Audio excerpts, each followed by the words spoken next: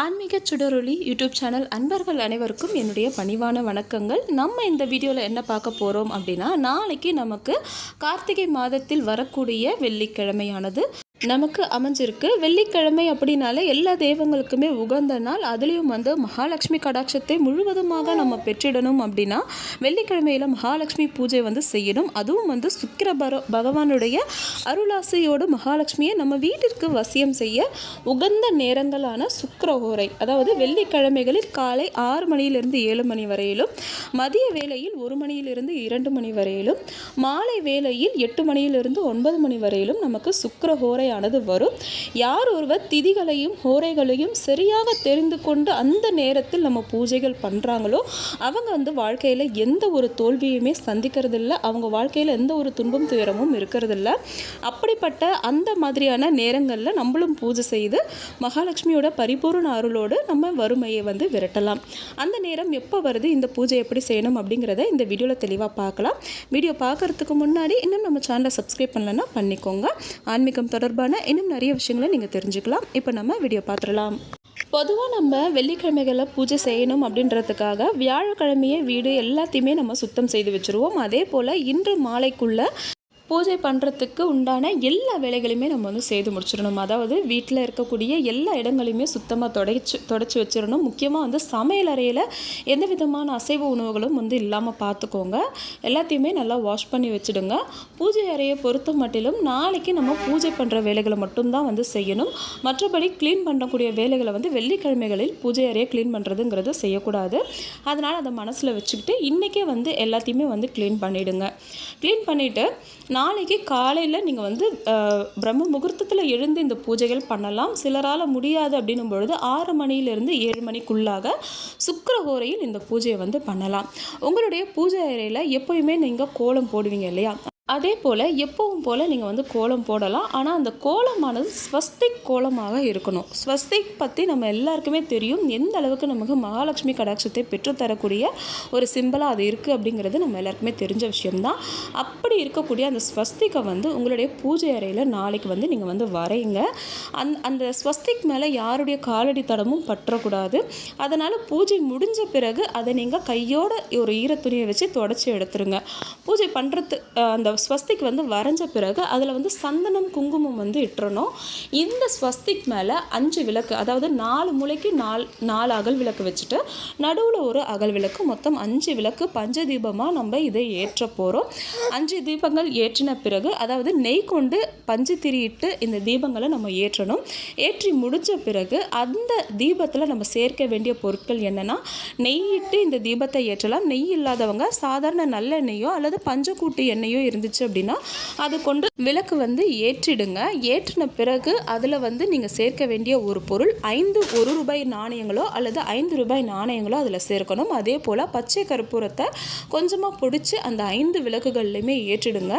ஜவ்வாது பொடி இருந்துச்சுன்னா அதையும் சேர்க்கலாம். அதாவது அந்த தீபம் எரியும் பொழுது வரக்கூடிய அந்த ஒரு வாசம் பார்த்திங்கன்னா மகாலட்சுமியை ரொம்பவே ஈர்த்து கொடுக்கும், வசியம் செய்து கொடுக்கும். அந்த வாசனைக்கு மகாலட்சுமி தாயார் மயங்கி நம்ம வீட்டிற்கு நமக்கு வாசம் செய்ய வருவாங்க. அந்த நேரத்தில் நம்ம வேண்டிய வரங்களை அவங்களிடம் பெற்றுக்கொள்ளலாம். உண்மையான பக்தியோடு இந்த பூஜையை செய்யுங்க. உங்களுடைய வறுமை கடன் எவ்வளவு இருந்துச்சு அப்படின்னாலும் படிப்படியாக குறையிறத கண்கூடாக பார்க்கலாம். ஒரு வெள்ளிக்கிழமை மட்டும் செய்துட்டு விட்டுறாதீங்க. ஒவ்வொரு வெள்ளிக்கிழமையும் இதை செய்யுங்க. நீங்கள் பயன்படுத்தக்கூடிய முக்கியமான மலர்களில் மல்லிகைப்பூ இருக்குது. மல்லிகைப்பூ தாமரைப்பூ கிடைச்சிது அப்படின்னா தாராளமாக அதை பயன்படுத்தி இந்த பூஜையை பண்ணுங்க. அது கிடைக்கல அப்படின்னா உங்களுக்கு எந்த மலர்கள் கிடைக்குதோ அதை வச்சு இந்த பூஜையை செய்யுங்க.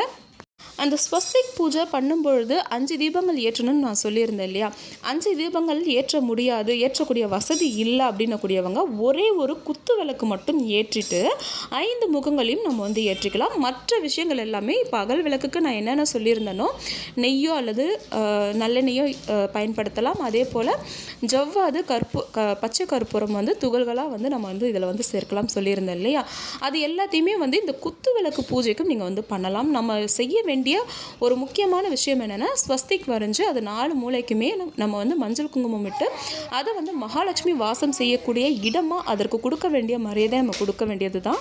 விளக்கு ஏற்றிய அந்த ஸ்வஸ்திக்கில் நீங்கள் வந்து கற்பனை பண்ணிக்கோங்க. மகாலட்சுமி தாயார் வந்து அதில் முழுவதுமாக மனமுவந்து இறங்கிட்டாங்க அப்படிங்கிறத நீங்கள் முதல்ல நம்பி மனமுருகி உங்களுடைய பிரார்த்தனை வந்து வைங்க. இந்த சமயத்தில் நீங்கள் பாராயணம் பண்ண வேண்டிய பாடல்கள் என்னென்னு பார்த்தீங்கன்னா, மகாலட்சுமி அஷ்டகம். இதில் வந்து 8 லட்சுமிகளுக்கும் ஏற்ற பாடல்கள் வந்து இருக்கும். நீங்கள் வந்து பாராயணம் பண்ண முடியல அப்படின்னா நீங்கள் வந்து ஒலிக்க செய்யலாம், நீங்கள் அதை கேட்கவாது செய்யலாம். அதே போல் கனகதாரா சோஸ்திரம் அப்படிங்கிறதையும் நீங்கள் வந்து கேட்கலாம் அல்லது பாராயணம் பண்ணலாம். இது ரெண்டுமே உங்களுக்கு வந்து கொஞ்சம் கஷ்டமாக இருக்குது அப்படின்னும் போது மகாலட்சுமியுடைய 108 போற்றிகளை வந்து நீங்கள் வந்து சொல்லலாம். 108 போற்றிகள் சொல்லும்போது நீங்கள் பயன்படுத்துறதுக்கு குங்குமமோ அல்லது பூவோ அல்லது 108 நாணயங்களோ நீங்கள் வந்து எடுத்துக்கலாம். இந்த பூஜையை நான் ஃபஸ்ட்டே சொன்ன மாதிரி நான் சொல்லக்கூடிய அந்த சுக்கிர ஹோரை டைமில் மட்டும்தான் வந்து செய்யணும். மற்ற நேரங்களில் செய்யும் பொழுது அதோடைய பலன் வந்து நமக்கு குறைவாக கிடைக்கிறதுக்கு வாய்ப்புகள் இருக்குது. சுக்கிர ஹோரை நேரம் முதல்லையே சொன்ன மாதிரி காலையில் 6 மணிலேருந்து 7 மணிக்குள்ளார, மதியம் 1 மணிலேருந்து 2 மணிக்குள்ளார, இரவு வந்து 8 மணிலேருந்து 9 மணிக்குள்ளார. இந்த டைமில் எந்த டைம் உங்களுக்கு வந்து பீஸ்ஃபுல்லாக இருப்பீங்களோ, ரொம்ப அதாவது வேலைகள் இல்லாத நேரமாக பார்த்து தேர்ந்தெடுத்துக்கோங்க. ஏன்னா அவசரமாக இந்த பூஜையை பண்ணுறதுல பிரயோஜனம் இல்லை. நல்ல மனசில் வேண்டி பிரார்த்தனை செய்து உங்களுடைய வேண்டுதல் இந்த பிரார்த்தனை வந்து பலிக்கணும் அப்படிங்கிறத முதல்ல உங்கள் குலதெய்வத்துக்கிட்ட நீங்கள் வந்து அனுமதி பெற்று அதுக்கப்புறமா இந்த பூஜையை வந்து பண்ணுங்கள். நிச்சயமாக மகாலட்சுமி கடாட்சம் உங்களுக்கு பூரணமாக கிடைக்கும். உங்கள் வீட்டில் இருக்கக்கூடிய எல்லா இருளுமே அந்த விளக்கு போக்கி உங்களுக்கு மகிழ்வான வாழ்க்கையை வந்து கொடுக்கும். உங்களுடைய கடன் பிரச்சனை, வறுமை, பஞ்சம் எதுவாக இருந்தாலும் அதிலிருந்து விடுபடுவதற்கான வழிமுறையை இந்த பிரார்த்தனை வந்து உங்களுக்கு வந்து காட்டிவிடும். நல்ல உத்தியோகம் கிடைக்கும், அல்லது சம்பள உயர்வு கிடைக்கும், அல்லது இவ்வளவு நாள் எதிர்பார்த்துட்டு இருந்த ஏதாச்சும் ஒரு பணவரவு நிச்சயமாக உங்களுக்கு கிடைக்கும். ஏதாவது ஒரு வழியில் மகாலட்சுமி தாயார் உங்களுக்கு வந்து அருள் புரிவாங்க நிச்சயமாக. அந்த அளவுக்கு ரொம்பவே அற்புதமான பூஜை இது. கண்டிப்பாக வந்து நீங்கள் வந்து செய்யுங்க. தொடர்ச்சியாக எத்தனை வாரங்கள் செய்யலாம்னு பார்த்தீங்கன்னா அது வந்து உங்களுடைய விருப்பத்தை பொறுத்து. சிலருக்கு வந்து 1 வாரம் 2 வாரத்திலே வந்து வித்தியாசம் தெரிய ஆரம்பிக்கும். சிலருக்கு வந்து 9 வாரங்களில் வந்து பணவரவு ஆரம்பிக்கும். சிலர் வந்து இதை வந்து தொடர்ச்சியாக போட்டுக்கிட்டே இருப்பாங்க. ஏன்னா இந்த மாதிரி விளக்கேற்றி பூஜை பண்ணுறதுனால கிடைக்கக்கூடிய பலனை ஒரு முறை நம்ம அனுபவிச்சிட்டோம் அப்படின்னா இந்த பூஜை முறைகளை நம்மளால் வந்து விடவே முடியாது. இதை வந்து கண்டினியூ பண்ணிக்கிட்டே தான் இருப்போம். கண்டிப்பாக முயற்சி செய்து பாருங்கள். மகாலட்சுமியுடைய பரிபூரண அருள் உங்களுக்கும் கிடைக்கணும்னு சொல்லிட்டு நானும் மனதார வாழ்த்துறேன். இந்த பதிவை பார்த்துட்ருக்க அன்பர்கள் எல்லாருமே இன்றைக்கி நினைக்கக்கூடிய எல்லா நல்ல விஷயங்களும் உங்கள் வாழ்க்கையில் நடந்துடணும்னு சொல்லிட்டு நானும் மனதார பிரார்த்தனை பண்ணுறேன். இந்த வீடியோ பிடிச்சிருந்ததுன்னா மறக்காமல் ஒரு லைக் பண்ணிக்கோங்க. நம்ம சேனல் பிடிச்சிருந்ததுன்னா சப்ஸ்கிரைப் பண்ணிக்கோங்க. மேலும் பல ஆன்மீக தகவலை தெரிஞ்சுக்கலாம். கார்த்திகை தீபத்தில் என்னென்ன சிறப்பு இருக்குது அப்படிங்கிறத பற்றியும் நம்ம ஆல்ரெடி வீடியோ கொடுத்துருக்கோம். உங்களுக்கு தேவைப்பட்டுச்சுன்னா அதையும் வந்து செக் பண்ணி பாருங்கள். இதே போல் இன்னும் பல ஆன்மீக தகவலோடு அடுத்த பதிவில் சந்திக்கலாம். நன்றி.